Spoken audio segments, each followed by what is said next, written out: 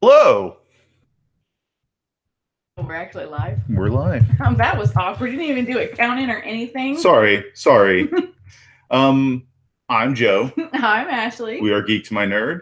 And if you're here to watch us gush about the movie Spider-Man Homecoming for the next 30 minutes to an hour. I could talk so long about this movie, certain aspects. We'll get to that. Yep. So, who's joined us for this lovely review? We got a lot of folks in the chat. Cal's here, of course. Billy's here. Nolan's here. Randall's here. Yeah. And if you're watching this video and you have not commented in the chat, then yeah, please do so. Otherwise, we won't know you're here. Right? Billy says we need a guy in the chair. Yes, it would be nice if I didn't have to fulfill the role of charm magnet of the show as well as guy in the chair. I'm joking. You're way more charming than me, so no. Yeah, we can't afford to pay anybody to run stuff on the show. Yep. And the cats are not smart enough to do that yet. And Kimber's just joined us as well. So welcome. So yeah. We're ready to talk Homecoming. Yeah, so this is another single in the MCU. It doesn't have a trilogy yet, so it's very exciting. The bulk of the next 3 to Infinity War and Beyonds will be singles. So that makes it a lot easier for us. Yeah, only one movie to watch. Only one movie to watch. All right, well, why don't we get into it? All right. Da-na-na, na-na, using the same color scheme from the Thor one because I was doing this at the last minute, but different backgrounds. Well, also, hello, Tom. And Tib has joined us as our cat. Okay. Wants to be in the show. All right, so Spider-Man Homecoming, if you've never joined us before, we pretty much do like a general overview of the movie, some fast facts. We do gripes and likes, MCU connections that we noticed. We always like to point out the Stan Lee cameo, and like to talk about the after credits, which of course includes mid and post credits. Yep. And so these are there's a lot of Spider-Man posters out there, so I just wanted to showcase a few different ones. My favorite being the very well done homage to The Breakfast Club. Yeah. They got everyone to be in it, just like perfect. Yeah. And it works because it's not directly this movie in general feels very John Hughesy. Like it uses a lot of tropes from 80s teen films. And it works. It works so well. Yeah, and they're posed exactly like the cast from The Breakfast Club, and then similar coloring and a similar tagline for them. And I think the most iconic one of the posters, though, is with Spider-Man wearing his little academic decathlon jacket, just like with his headphones and just like. I'd imagine that's like riding on the ferry. Yeah, I think so. And he wore the jacket at a couple other times too, like in the actual movie. And then I just found one of like Vulture, and then of course little Iron Man in the background. Some people's criticism is like it's an Iron Man movie. It's like he's in like 3 scenes. Yeah. Joe. Civil War is more of an Iron Man movie than Homecoming. All right. As a side note, Billy brought up that he loves that we chose the good posters because there was like 2 other posters. There's a couple of other ones. I had a different one originally that looked really bad that had more of the cast on it, but then I came across this. Was it the one that had Tony Stark like in the big chunk of the corner? Yeah, he's like in the top corner, and then all the other characters, and it just looked really badly photoshopped together. So I was like, ooh, I'm definitely going to put in this much better homage to The Breakfast Club because I love that movie. It's one of my favorites from the 80s. And it fits. It fits. It's well done. They didn't do every 80s teen movie as a poster. They did the one that fit the theme the best, and that was smart. Yep.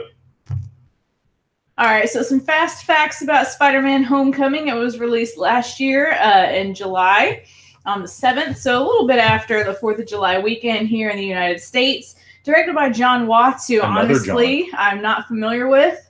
I did not look up any other movies he's done. I apologize for not doing my due diligence there, as I, of course, am the fact person for this duo. This was the 4th movie in the 3rd phase of the Marvel Cinematic Universe. The phase we are currently in. Yes. Of course, it opened like the other ones, #1 at the box office, and we're going to talk a little bit about those #1s at the end of the show. A budget of 175 million and a worldwide gross of 880 $100 million. Most notably, and some other numbers. Other than Spider-Man Homecoming, the only movie name I recognize in his filmography as director is Cop Car, which starred Kevin Bacon. What? That sounds like a fake movie. I think it's a small town sheriff sets out to find two kids that have taken his car for a joyride. Okay, then. Yep. So it didn't quite hit the $1 billion mark, but got close. It has kept up the trend of like quadrupling its budget, though, which is always good. And of course, these are always worldwide budgets because, it's a worldwide market. Nolan would like to see a film that's inspired by Ferris Bueller's Day Off, where he's cut school to fight a supervillain, to stop a supervillain. I mean, he kind of does that a little in this one. They even homage the scene where he's like when he's running from the party to go to stop to check out the explosion. Yeah, or and then Vulture or something. It did kind of give me a little bit of a gripe. I didn't pull this because not everything is easily available to screen cap or whatever. But then I love that they did that joke, but then I kind of got mad that it's like, and now here's the scene of that happening. Yeah. I guess that's for the younger people to go like, okay, hey, this is go see what this movie is. This is a reference, but for older people, it's like really, it's a little too, it was a little too ham-fisted of a moment for me. I think it's a less recognizable reference than the Deadpool one. Yeah, where it's the after credits scene. But then again, Family Guy also made the same reference in an episode about time travel, so not the point. Regardless, I love that scene. I thought, personally, I liked the TV part where it showed the movie on there because it was a really funny little quick parallel to me. It wasn't necessary, but I enjoyed it. All right, well, let's get into some other gripes that we had about this movie, which are, again, very few. We try to find something about every film we watch because it's hard to find perfection. Perfect. Okay, this is one of mine. I got super tired of the Aunt May is hot jokes. And it's probably because they were everywhere on the internet before. But like in the first 15, 20 minutes of the film, there's like 3 of them. And it's not even that they're jokes. It's just references to like, oh man, Aunt May's hot. And she doesn't seem to know that she's very attractive, which is fine. But yeah, just the constant reminder, like that she got like a free dessert at the restaurant. Sticky rice pudding. Of course, Tony is always, saying inappropriate things. Well, it's in the opening scene after Peter's little fan film or his little video diary or whatever, which is amazing, by the way. It's a really good way to go like, okay, this is how we got where we are. It's funny. He's like, okay, we need to make an alibi. Hey, May, how's it going? What are you wearing? I'm like, okay, we get it. She's hot. That's what you used last time. Yeah. And think Peter would get more mad about that, but I guess he just tries to like begrudgingly ignore Tony because he's in such awe of him. He doesn't want to make his mentor mad at him. Yeah. But yeah, it did get a little old. Of course, she is very pretty. I'm not saying that she's not pretty, but it was just totally. We didn't need that, but I did think it was funny that she had no clue. And then she even kind of acts a little old sometimes, too, where, like, what was that? I couldn't hear you. I think she does it on purpose. I know, but it's funny. Yeah.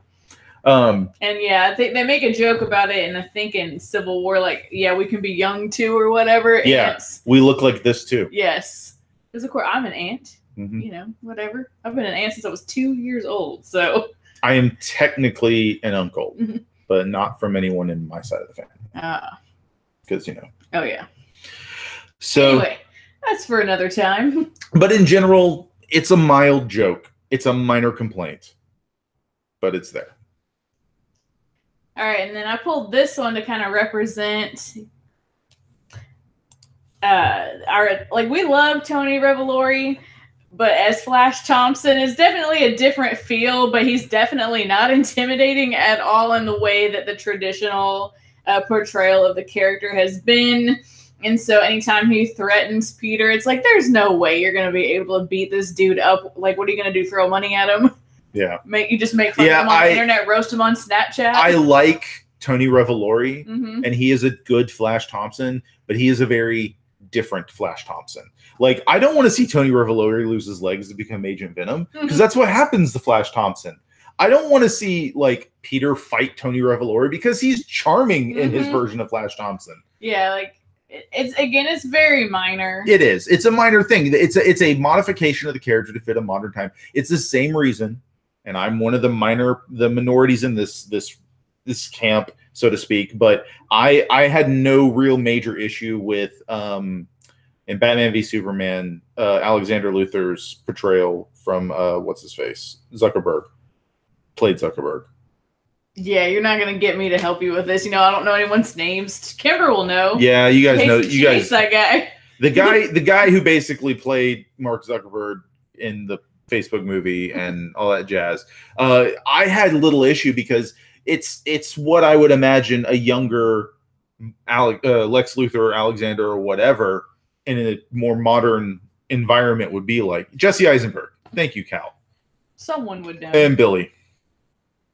But yeah, in general, I had less issue with it. It's just knowing what I know about the character of Flash Thompson. I'm like, but Agent Venom loses legs. Yeah, we don't want him to lose his legs. I don't want him to do that. I want him to be DJ Flash. Yeah, DJ Flash.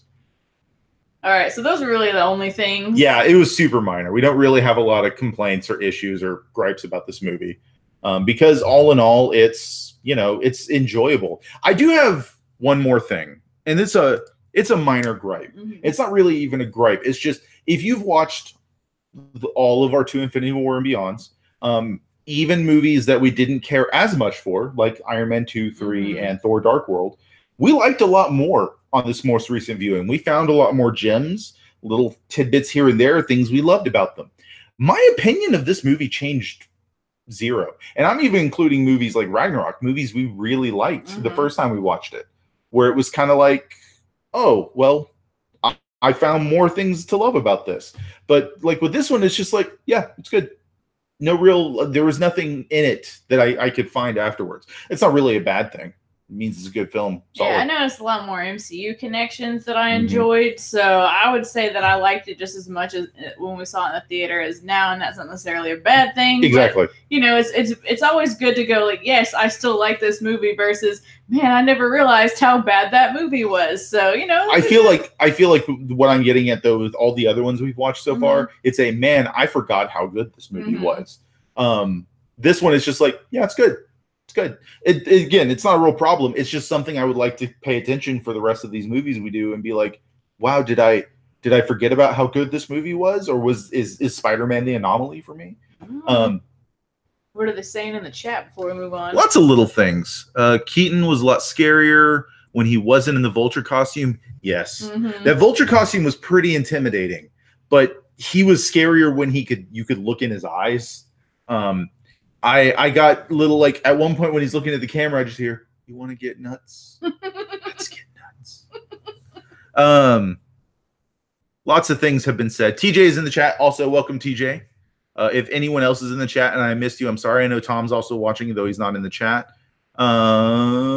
Michelle was much better on the rewatch. I agree. Okay, maybe that's my thing. I liked her so much more paying attention to everything going on. See, sequel inspired by, yeah, we saw that already. There's a lot of talk higher up in the chat about who they want for the sequel villain. Well, maybe we could talk about that at the end. I think that's a good idea too. Kimber agrees with us on the gripe about Aunt May. Need to say it once time would have been fine. Yeah, one time, fine. Yeah, I get it. Nolan also hopes they tone it down a bit. And focus more on the relationship between them. Like when he basically told her that he lost the Sark internship, and she's like, and she tried the whole movie. She's like, you can talk to me, Peter, about anything. Like, it's something we've talked about in the past. Like in previous iterations of Spider-Man, it's like Spider-Man's lived with him his whole life. Like Peter is always just, or at least the bulk of his life. I get the feeling that this is a past 2 or 3 years thing. Like we don't really know much about Uncle Ben. Like maybe Pete didn't even really know Uncle Ben that much. Maybe something happened to his parents. Like I don't know the whole thing because he doesn't seem close to Aunt May. Like not like in the previous incarnations where she really was like a mom. Like a mom to him. Yeah, exactly. It definitely feels more not like strained, but like I have to live with my aunt, but we're not explaining why yet. Billy thinks Liz is kind of boring on rewatch. I don't disagree. Well, that's the girl that he likes. Yeah. But I think that's also kind of there. Like, I think you like the idea of her, but not like a lot of, the trope in movies like that. It's not that she's a manic pixie dream girl or anything, but you get like this idea in your head, doesn't like matter. How perfect this relationship would be, but it's so not. Great. But yeah, then when you get into the not the grittiness, the nitty gritty of it, the nitty gritty of it, you're like, maybe it's not for me. Yeah, the basis was on an attractiveness scale, getting to know you. We don't really have a lot in common. Let's see. Cal liked Zendaya's character, Michelle, Mary Jane, whatever, or MJ. Shocker deserved a longer fight. I agree. Which Shocker, though? Are we talking the second Shocker or I the hope first the second one. Second Shocker, because he was much better. I like that guy. The P. Parker joke. Yes. And I know which P you mean. Let's see. That sounds very much like something a high school student would come up with, even if they go to a magnet school. Well, yeah, and Billy brings up a good point that Willem Dafoe was terrifying when he wasn't in the Goblin suit in the original Spider-Man movie, in the first one. And yeah, he was. I don't know what it is, but they always pick really good. Like, I got more intimidated by Alfred Molina before the final fight as Doc Ock. Like, when he started going crazy, I'm like, oh man, this is scary.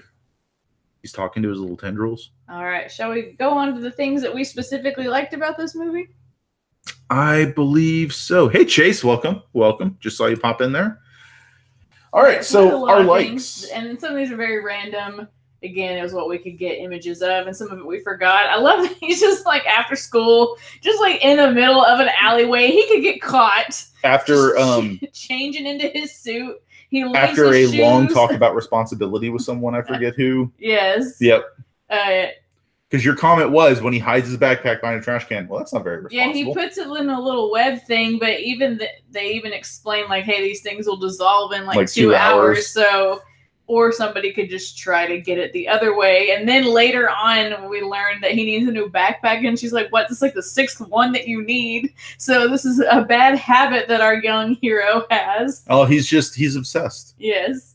I guess it's not cool to like bring his backpack with him, but he did bring that sandwich with him, so. Well, it's the best sandwich in Queens. Yes, and then I forgot to get a picture of that guy, but that was as a side note for you, Mr. Delmar. Yeah, Mr. Delmar, for you Ash versus Evil Dead fans out there, plays Pablo's Tio, the Brujo, in the 2 episodes that he's in. So yeah.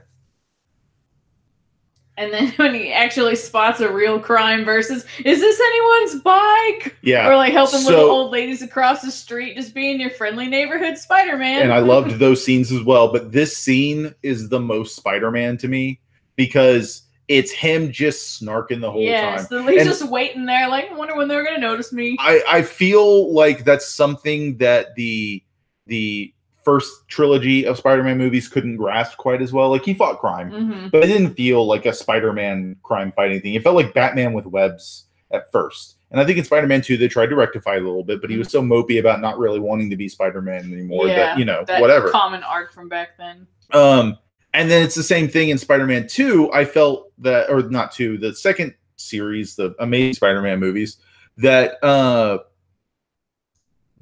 it just felt like he was like quipping, but he wasn't fighting like Spider-Man fights or like mid-fight quipping the right way. This felt perfect.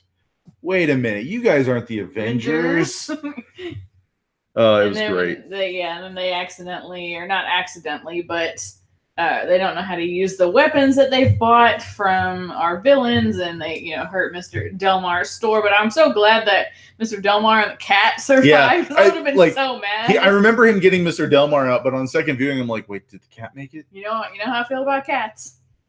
Yeah, if you're part of the Geek to My Nerd family, you know about the cats. You know about the cats. I just love this moment when he, goes out on his own to track down these villains, and then he gets stuck in this warehouse. He has to try to actually use his smarts to get out. He can't use his spider powers. He can't use his suit abilities. He has to use old-fashioned math Yep. I thought that was really fun. Of Not just old-fashioned math. He actually hooks up his TI-80. He figures out a way to hook up the TI-83 calculator, because we've all had one of those, into the system to be able to use it as an interface control. And it's then just even like using a little pad of paper to like do other kind of like make notes. He had help though. Karen helped him. Oh yeah, Karen helped a little, but he had to rely on his own. Sense. And of course, in the movie, he does go to Science Magnet High School.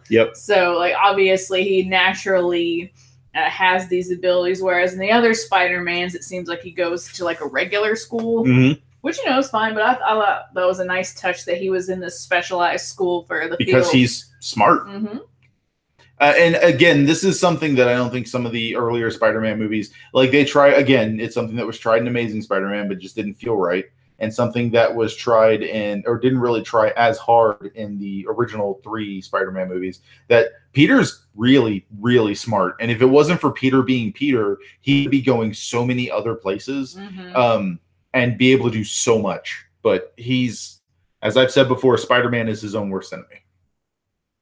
And then this little conversation. I loved all the little moments with Tony Stark. I love the one where he wasn't in the suit to come talk to him, but then he was. But then he was, and I think this is probably from the part where he was. This was after the boat, the boat incident, and he gets the speech about if you rely on the suit, then you don't deserve it. A big moment in the story, and kind of basically putting Peter Parker in his place. That you're causing too much havoc. Can't you just be satisfied being the friendly neighborhood Spider-Man and helping, the little guy? This scene had a huge impact on me. I tweeted about this movie last night while we were watching it a lot. This scene had a huge impact on me because Iron Man was always one of my favorite superheroes growing up. Like as a kid, it was one of my favorites. I had old comics of his lying around. I wish I knew where they were. And you remember how excited I was for you to see the first Iron Man, because I was like, who's Iron Man? Spider-Man was more my speed. I knew who that was. I met Spider-Man at the Target one time, and I was signing comics. I also love Spider-Man too. He is also one of my favorites. It's the real one. No, he's about as real as those Power Rangers at the skating. Oh, that was much worse. I want to hear that story. But I love that this is a big.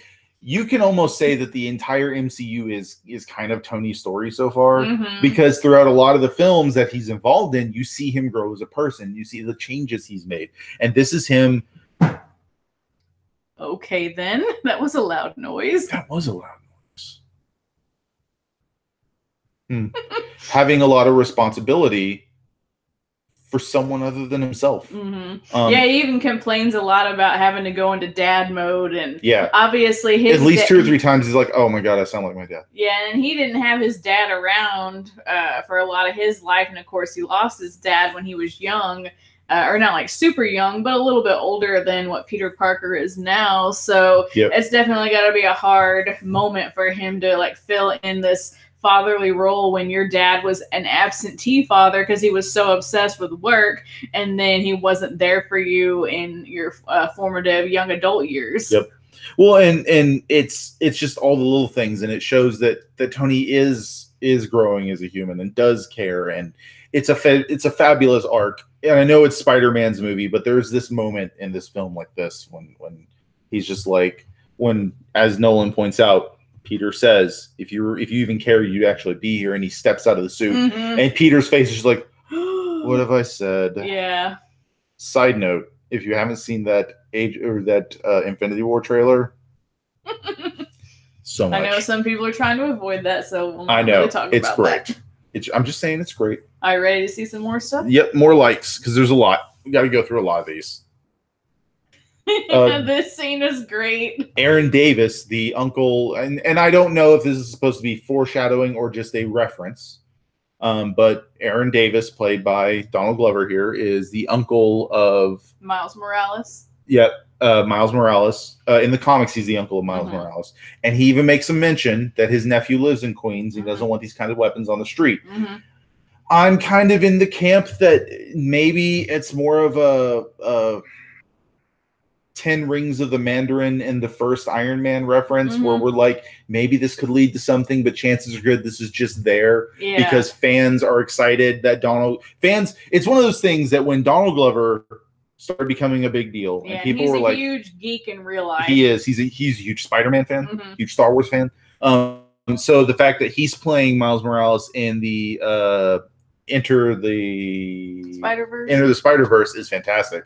But I'm kind of hoping this is alluding to something down the line, and we get to see more of his character, because he was one of the big deals of this movie to me. I love this moment because this is after they have unlocked the babysitter protocols in Peter's suit, and he gets to use all these different functions, and so he's using the intimidation function, and it's so horrible. It's like it's dialed up to 11 voice modulation. And he's like, man, I don't understand what you're saying. And he's playing it so cool. Yeah, it's like I've been held up before. Like, I'm not afraid of you. You need to get good. It's not just that. It's like, this is a man who's lived almost the last decade of his life in a world where these people are starting to become a bigger deal. People in costumes with superpowers doing stuff. So he's just kind of like, man, I don't even care. Yeah, you need to work. And he even tells him, you need to work on this because you are not intimidating at all. And this part, I'm a man, you know, like you little boy or whatever. Like, I'm a man. Yep. So. And then he mentions it later too. It's like, oh yeah, Spider-Man's a nice man. All right, but that was a great scene. Again, it's because out of nowhere. Come on, man! I got ice cream in the trunk. Well, out of nowhere, like this horribly intimidating, like, you know, kidnapper, you know, voice modulator kind of situation. Yep. Kimber saying Donald Glover's a babe. Mm-hmm. Cannot disagree completely. And of course, speaking of our villain of the piece, Adrian Toomes. Yep. Who is the Vulture, and he had a really interesting motivation, or not really interesting, but a very, you know, decent motivation for his actions. Vulture and Vulture was one of my blind spots growing up. Like, I knew he was a big deal villain, but I was more of your Dr. Octopus and the Goblins and Venom villain aficionado. But I don't think his motivation was, you know, being a down on his luck construction guy who steals alien technology to fund his family's living and his friends and family and everyone he cares about. But I like it. I like what they did with Vulture. I like that he's old. Yeah. I like that he's a vulture, because that's kind of what he's doing. Yeah, exactly. Stealing from like these dead places where there's been battles and whatnot. And he is so scary and intimidating. Just the look he can give. When Peter goes to pick up Liz and then he opens the door, I did not see that coming. I'm like, oh no. Yeah, that was a legit shock in the theater. I was just like, oh, because they never told you Liz's last name. Exactly. You saw their house and you knew it was a nice house and you knew they had money, but you didn't really think that Vulture would be the one paying that house. So. And the fact that you know, she's you know, African American, you would not like put two and two together that, you know, even though she's definitely more lightly complected, that, you know, but that still, her father is white and her mother is black. Yeah, I didn't even think of that, and it's like, I think that was a really good way to do a misdirect with that. Yep. And then him opening the door, and then their little conversation, and then she's accidentally revealing all these things because she doesn't know. But she knows that because Ned, or is it Ned or Nate? Ned. Nate. I think it's Nate. His friend had basically said, "Oh yeah, Peter Parker, he knows Spider-Man because of his Tony Stark internship." Yep. And basically trying to make him look cool because she said that Spider-Man was probably cute or whatever. Yep. And so then he starts putting it together, and it's like, we met before. I've heard your voice. No. Well, what's Spider-Man like? He's a nice man. And then definitely putting it together. Hey, RPG Games. We are doing our 2 Infinity War and Beyond retrospects where we talk about the various Marvel movies leading up to the Infinity War movie, which comes out at the end of April. Oh, my God. It's so close. So close. Anywho. So and then I thought the costume looked really great, too. Again, Vulture is not a character I'm super familiar with. Yeah, his costume did not look anything like this. Okay, well, I thought it looked really cool. In the comics, it didn't, and I also agree. That's something that I think a lot of these comics have done really well. or these movies have done really well to make these things that would be like ridiculous looking costumes that are okay for comics. They make them make sense in the real world, because in the comics, Vulture's costume is like it's a suit of armor with actual wings, and that's it. But his are like they're the bladed wings that have the freaking hydro fans on them and all sorts of other stuff. It works so well. I would be okay seeing Michael Keaton in the traditional Vulture costume as well. I would have been okay with it. I also love that he's wearing like a bomber jacket that was really cool, with a cool little frill around the neck and everything. Which that is also a throwback to the costume, because he has like frill around his neck in the costume, the comics costume as well. The helmet's also really awesome with the green eyes. And then here's him without the wings, and then next to this character who is supposed to be the Tinkerer. I believe so. And he is real obsessed with this whole high altitude. The seal. Yeah, high altitude seal. And they keep telling him, no, we're not doing that. What's wrong with you? And then when one of their heists goes bad because Spider-Man interferes, that's when they get together. He's just so excited. And even though he's mostly in the background, I really enjoyed his character, because he's like, I'm just trying to do my job. And I think this is also a record. Maybe Thor Ragnarok comes close to this for the number of actual Marvel villains on screen or in one film. Nice. Because I can't think of any other that comes this close with Tinkerer, Shocker, Vulture, and Scorpion, and all in the same movie. And I want to say this is the scene where he accidentally killed the first Shocker. The first Shocker. And it's like, I thought that was the dimensional gun or whatever, the anti-gravity gun. No, that's this one. Just not even realizing what their own weapons are capable of, or knowing all of that stuff. And he genuinely seems... He just has fun making these things. Well, no, and then Adrian, the Vulture, seems genuinely upset that he did not mean to, 86 that guy. Thought it was a gravity gun. From existence. So he's not a horrible person. He's just a man that was hurt by this government system with them cleaning up these sites. And Stark. So another villain that Tony Stark has created. Oh my God, there's the sins of our fathers link. Yes. Oh my God. It's just sins of our father's figure. Yes. Our father figures. And then, of course, Tony takes away the Spider-Man. He takes Karen. He takes Karen. And so...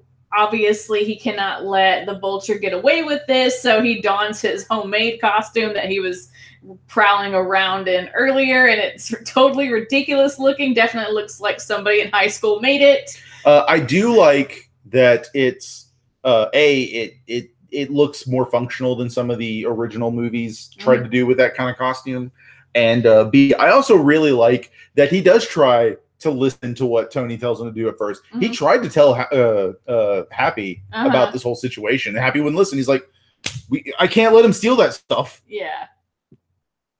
And then when Ned becomes his guy in the chair. Yes, that was great.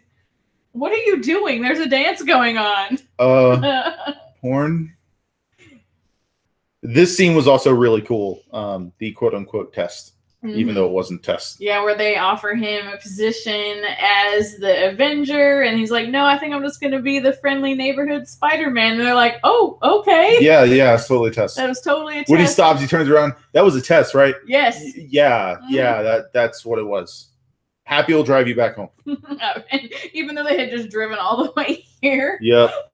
So for those that have never been to New York, Tom and Kimber know this, but for those that have never been to New York, I know before we went to New York this past year, I thought driving from like Manhattan to upstate New York was like a 45-minute affair, because our idea of like what close and far is really skewed in the Houston area, because the outskirts of Houston, like the other cities that surround Houston, are literally border hugging Houston because of the land situation here. So like when I'm like, okay, well, I'll just drive to Katy.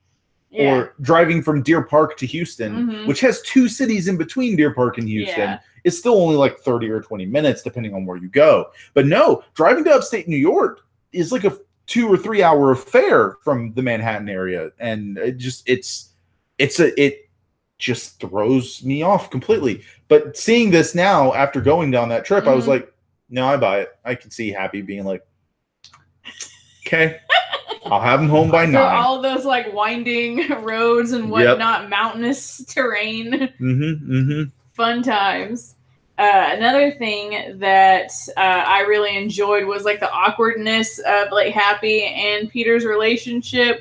With Peter texting him all the time, like, "Hey, I'm here. It's Peter Parker. Waiting for the next mission." Parker.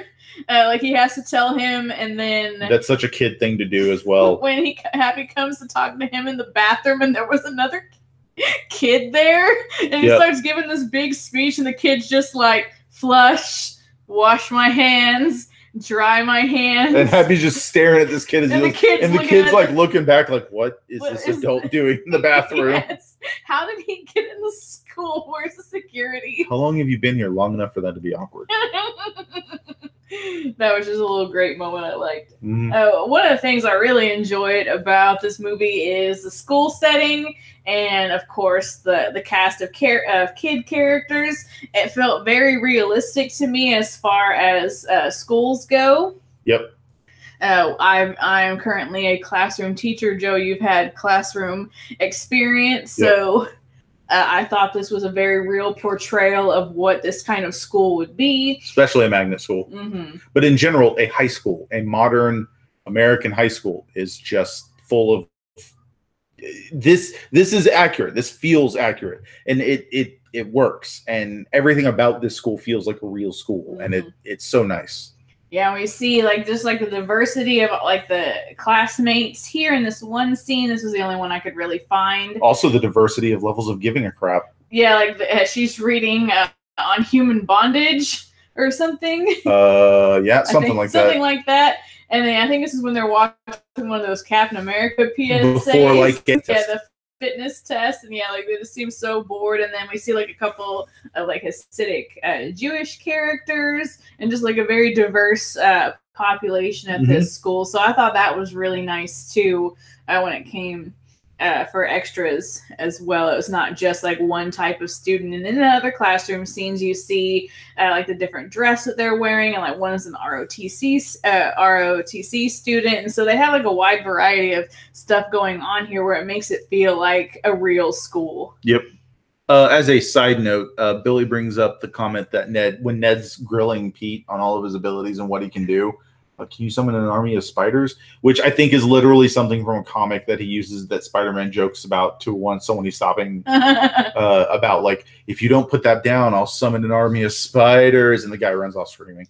Yeah, I mean, I would be afraid.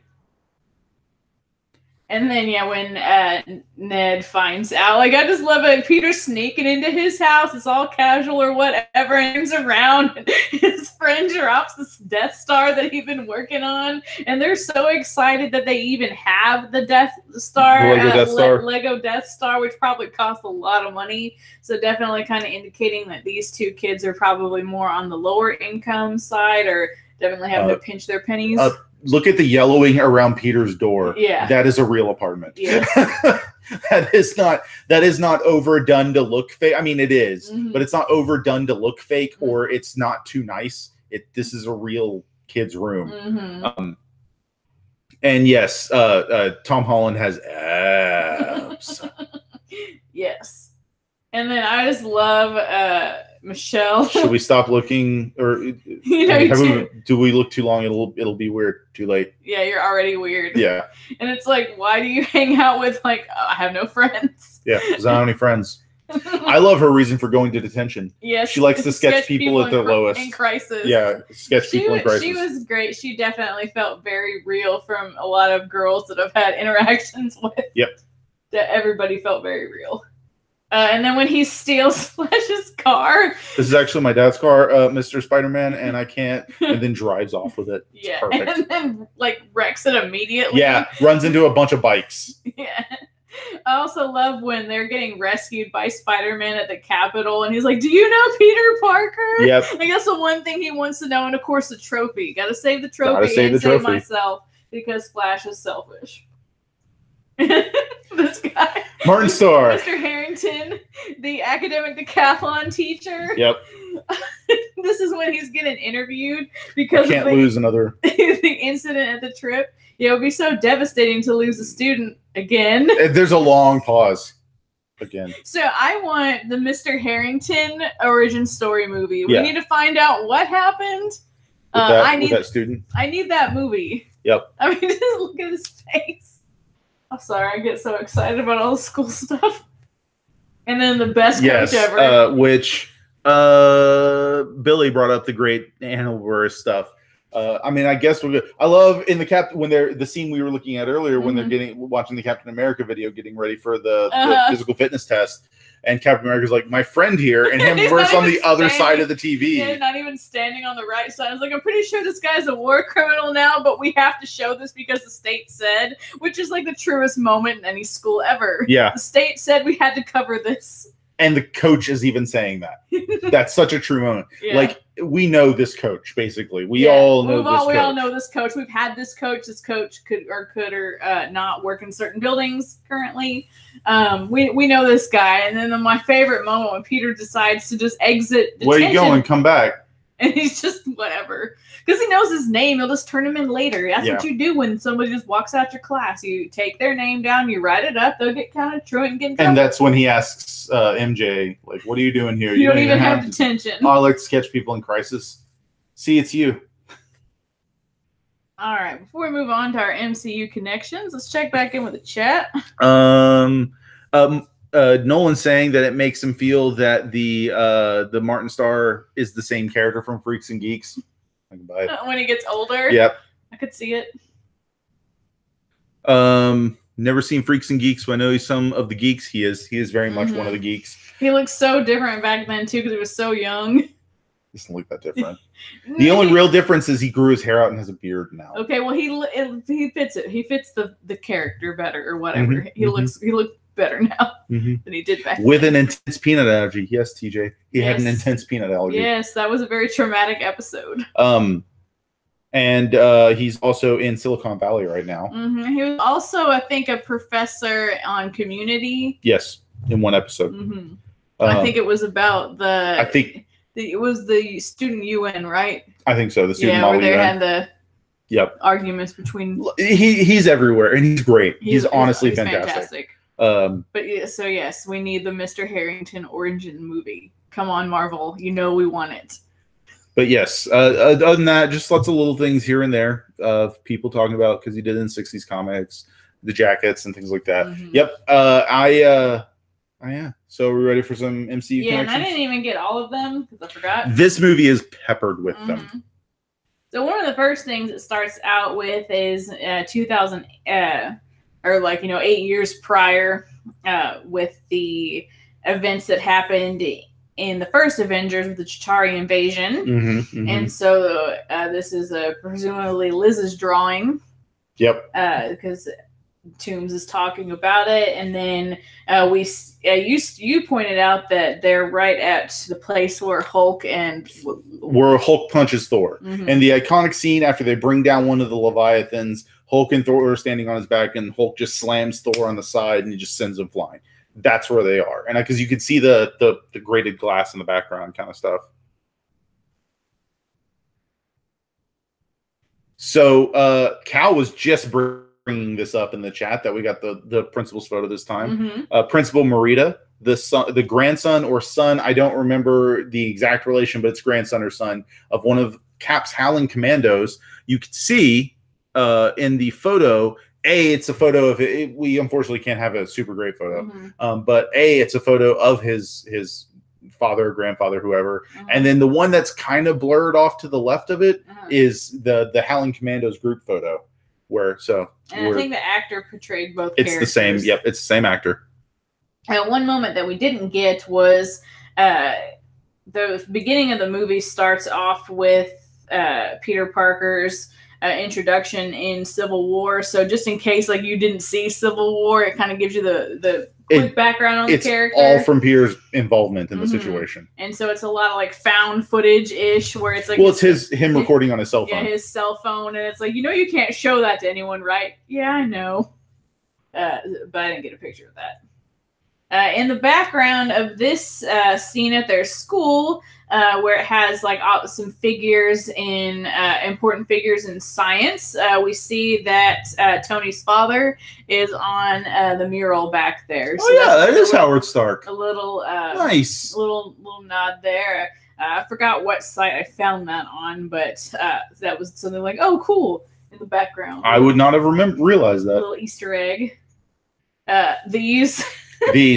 This is the reason, like, because we watched it digitally. Unfortunately, we would love to. We want to buy the DVD soon. Mm-hmm. We haven't yet, but the DVD has all of these as a special feature. Nice. All of the Captain America things, and this was like one of the best, most like relatable parts of this movie to me. Yeah, if you grew up in the same era that we did, which obviously feels like this director did, you remember these carts with not the TVs this nice, but you know, a TV, and you'd have to watch little videos like this, where obviously it's a very corporate video where they've paid Captain America to do all of these different things for the public school system. And so this is like, yeah, Captain America's Fitness Challenge, I guess, an homage to like the President's Fitness Challenge. There's also one for detention, so you've gotten in detention. There's apparently a lot of them. So I think there's one about puberty too. Oh yeah, because they stopped playing that one. I know something about bodies changing. Yeah, I definitely want to watch all of those, so you should definitely need to buy this. Billy brings up that he saw a picture of Bruce Banner in one of Peter's classes. Nice. Awesome. Oh, yeah. We'll talk about that one later, Cal.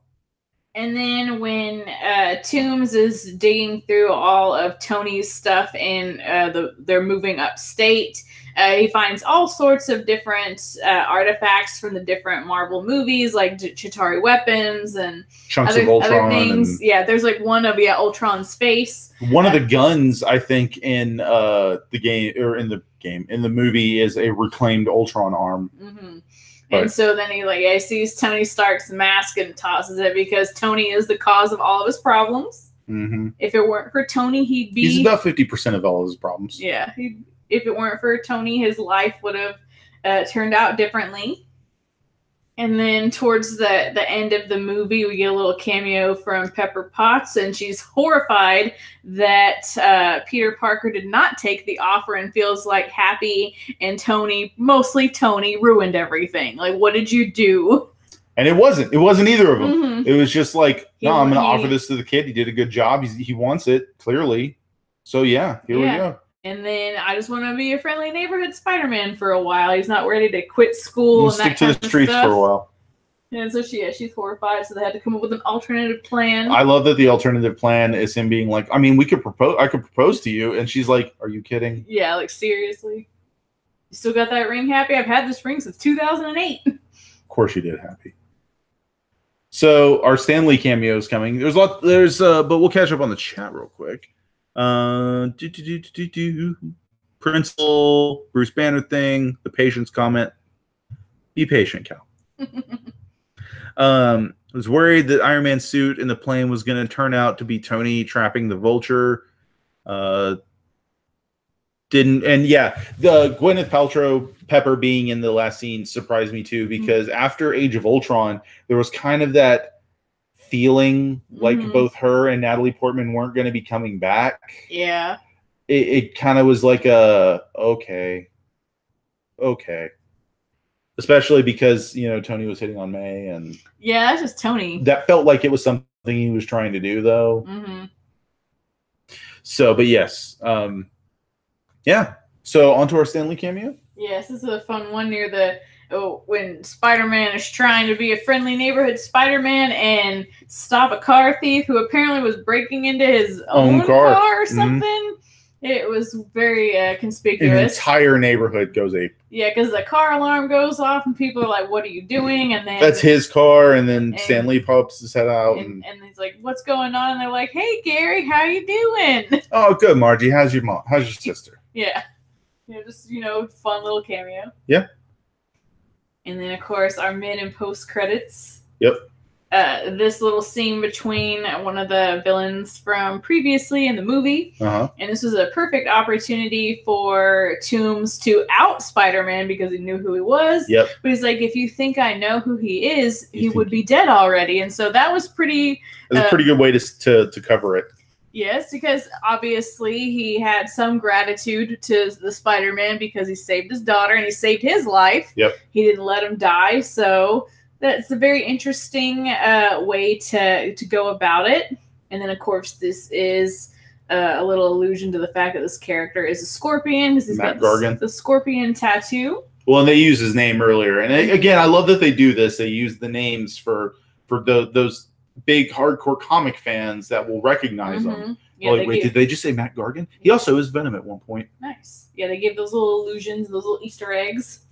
And then this is probably my favorite post-credit scene of all time. Patience. About patience. Sometimes you just wait. And then nothing happens. Yep. So the making fun of the audience a little bit with the whole you waited this long for Captain America to tell you waited for nothing. Yep. It's pretty perfect. Nolan asks if it's a Sinister Six setup. Maybe. I don't know, man. I kind of hope they avoid that for now. Like, I want them to get through the two Avengers movies before they really start bulking up like an independent Spider movie. Like that's going to have the Sinister Six involved. Because I also want to see what they're going to do with Venom, because apparently the rumor is Tom Holland Spider-Man will be cameoing somewhere in it. Maybe it's just a reference. I don't know. I want to see what's going to happen with Venom, and I want to see what's going to happen from stuff in all these movies. But I can hope. Spider-Man is like my second favorite hero of all time. Growing up. I saw the Venom trailer when I went out to go see Game Night, and I was the only person in my group who knew what Venom was. You saw a trailer? Yeah, I saw it. You saw the trailer for MRI, the movie? Yeah. They're like, what is this? It's like... I'm sure the movie would be great. Venom. What's his face? Oh God, I can't remember his name. Tom Hardy. Tom Hardy is a fantastic actor. He really is. And this movie could have everything going for it, but it's just the trailer didn't excite me. All right, there's a couple other things before we depart. We'll go back to the screen.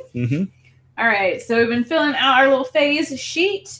We won't get it completely filled in until we watch for phase 1 and phase 2, until we get to watch the Avengers movies, which will be the last. But we're slowly filling in phase 3, and then soon we will have phase 1 almost complete with the Hulk. Another thing I wanted to point out is, a lot of these movies, all of them so far, have opened at #1 at the box office, but we never really explored like how long they stayed #1 at the box office. So I did the numbers. That is interesting. And so our first Iron Man remained at the box office in 2008 for 1 whole week. And then later on, the sequel stayed at the #1 for 2 weeks, as did Thor. Captain America, not surprising because of like how it did, only stayed 1 week at the box office at #1. I thought that was pretty unremarkable. Then Iron Man 3, continuing the trend with Iron Man 2, stayed 2 weeks at the box office. I was surprised that Thor: The Dark World remained at #1 for 2 weeks. And of course, Winter Soldier, our first one to spend more than 2 weeks at #1 with 3. And that was such a cultural phenomenon. That movie kind of came out of nowhere for a lot of people. It was so surprising. Well, people loved him, especially in Avengers, so it makes sense. And that movie was just so great. Well, it was a word of mouth situation, And then Civil War goes back down to 2 weeks at #1. Spider-Man Homecoming only spent 1 week at #1 at the box office. Of course, he came out during the summer like a lot of these did.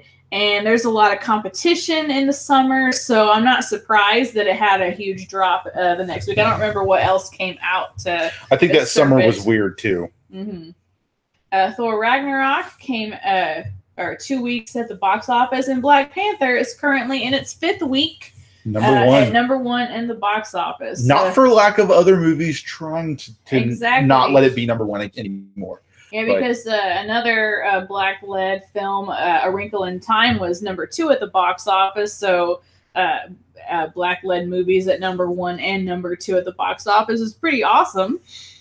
I assume you're talking about Ragnarok or Spider-Man, and he thinks Apes or Dunkirk dethroned it. That would make sense. There's a lot of movies that have tried to do that to Black Panther, but it's just not working. He's the king of the hill. Well, I think that like the praise and success is well deserved. I don't think people realize it would still be a juggernaut this far out. 5 weeks is surprising. From I don't debut. think Star Wars, even Force Awakens, was number 1 for 4 weeks. I will note that so far the 2 best Marvel movies have lasted longer than 2 weeks in the number 1 spot. Because I still stand that Winter Soldier is a fantastic movie. All right, and then I wanted to update on the worldwide numbers. Thor Ragnarok went up just a little. I think it's finally completely out of all the dollar theaters. So I think its numbers probably won't go up anymore. It literally went up like not even like an entire $1 million, but it did go up from a 3 to a 4, and then the other just behind the commas behind that 300,000 more or 300 million more than Homecoming so far with Black Panther. That's insane. Yeah, so these are the current numbers that I just pulled this afternoon. For Black Panther, it did hit over $1 billion worldwide and continuing to grow. And then Spider-Man Homecoming, again, it had a really favorable rating from both critics and audiences, but just wasn't enough to get past that $1 billion mark. And again, it could be that it came out in the summer. Also could be that this is the 3rd Spider-Man that we've had. Yeah. And so sometimes people get real attached to like the version that maybe was around in their childhood. Well, and we talked about it too a little bit, just little things like it's I think the advertising for this movie coming out didn't ring solid with everyone anticipating it. Like some people were like, yeah, those commercials or posters aren't doing it for me. As where I think like universally with Black Panther, like everyone was like, this looks magical. So. Well, then it's the first Black Panther is the first time that we're seeing this character on the big screen versus live action on the big screen, et cetera, because we've seen him animated quite a bit already. But versus Spider-Man, where this is his 3rd iteration, people may feel that they've seen it all before. But I think that this Spider-Man did a good job of not giving us the things that we had seen before. There wasn't any Uncle Ben. With great power comes great responsibility. However else they said it in the Andrew Garfield one. Yep. And I love that this, to me, like this is my favorite Peter Parker. And I think that goes a long way for why I love this movie is he feels like Peter Parker. He's a kid. He wants to do cool stuff and be a hero and make people proud. And he's just, we forgot to talk about one important scene in the end of this film. Oh, we did? That is a big deviation from most of the comics. So man finds out he's Spider-Man. Oh yeah, I forgot about that. Nearly dropping an F-bomb. Almost they cut it. They cut it close. They cut it at the F. What the?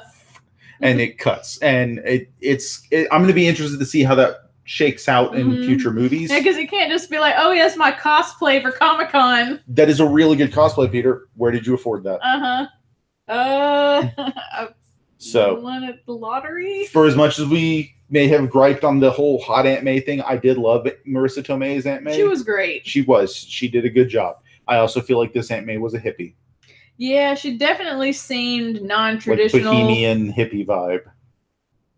So, but... yeah, overall, I thought it was a really great movie. It gave us things that we hadn't seen in a Spider-Man movie quite yet. Hold on. This is important. Did Billy just say language? We didn't actually say the words. No, but I'm referring the movie. Yes. And, yeah. But yeah, I'm excited to see where this goes from here.